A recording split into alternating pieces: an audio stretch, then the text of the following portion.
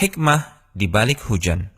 Allah Subhanahu wa Ta'ala dengan rahmat dan kasih sayangnya berkenan menurunkan hujan kepada kita. Ketahuilah bahwa Allah berbicara tentang hujan di banyak tempat dalam Al-Quran. Setidaknya ada 47 tempat di dalam Al-Quran di mana kata-kata yang bermakna hujan bisa kita temukan. Ini menunjukkan betapa hujan bukanlah fenomena biasa. Allah menginginkan kita untuk mentadabburi hikmah Allah di balik turunnya hujan.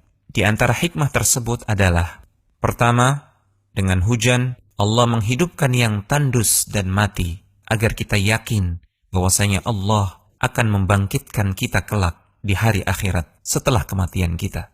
Allah Subhanahu wa Ta'ala berfirman yang artinya, dan sebagian dari tanda-tanda kekuasaannya adalah, manakala kamu melihat bumi itu kering tandus, maka apabila kami turunkan air di atasnya, niscaya ia bergerak dan subur. Sesungguhnya Tuhan yang menghidupkannya tentu dapat menghidupkan yang mati. Sesungguhnya Dia Maha Kuasa atas segala sesuatu. Kedua, dengan hujan, Allah memberikan sumber kehidupan bagi segenap makhluk.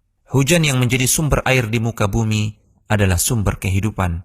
Allah Subhanahu wa Ta'ala berfirman yang artinya, dan dari air kami menjadikan segala sesuatu yang hidup. Maka, mengapakah mereka tiada juga beriman? Ketiga, melalui hujan, Allah mengingatkan kita betapa pentingnya bersyukur atas segenap nikmatnya. Allah Subhanahu wa Ta'ala berfirman yang artinya, maka terangkanlah kepadaku tentang air yang kamu minum itu. Kamukah yang menurunkannya, atau kamikah yang menurunkannya? Kalau kami berkehendak, niscaya kami akan menjadikan air hujan tersebut asin. Maka mengapakah kamu tidak bersyukur? Keempat, melalui hujan, Allah memberitahu kita akan kesempurnaan sifatnya dalam membagi-bagikan rizki bagi segenap makhluk secara bertahap. Allah Subhanahu wa Ta'ala berfirman yang artinya, dan jika Allah melapangkan rizki kepada hamba-hambanya tanpa hikmah dan kebijaksanaan, tentulah mereka akan melampaui batas di muka bumi. Tetapi Allah menurunkan apa yang dikehendakinya dengan ukuran.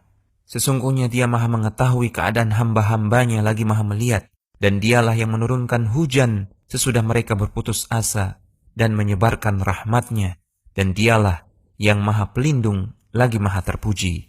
Bisa dibayangkan jika Allah menurunkan jatah hujan sebulan dalam satu hari sekaligus, justru hujan tersebut akan menjadi musibah bagi makhluk yang ada di muka bumi. Demikianlah Allah Subhanahu wa Ta'ala menurunkan rizki sebagaimana menurunkan hujan tidak sekaligus. Karena dalam ilmu dan pengetahuan Allah, rizki atau air hujan yang Allah turunkan sekaligus justru akan menjadi musibah dan kehancuran bagi hamba-hambanya. Turunnya hujan secara bertahap dan tidak merata justru menunjukkan kasih sayang Allah yang maha indah dan sempurna. Kelima, melalui hujan, Allah memperlihatkan keadilannya atas hamba-hamba yang membangkang dan senantiasa berbuat durhaka.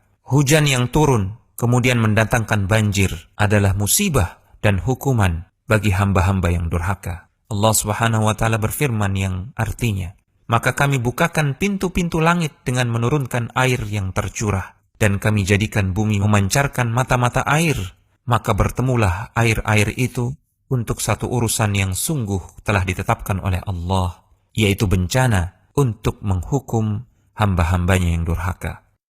Demikianlah hikmah di balik turunnya hujan. Rasulullah SAW dahulu ketika menyaksikan mendung, beliau begitu khawatir dan berdoa kepada Allah Subhanahu wa Ta'ala, Allahumma inni a'udzubika min syarriha. Ya Allah, aku berlindung kepadamu dari kejelekan yang datang bersama mendung ini.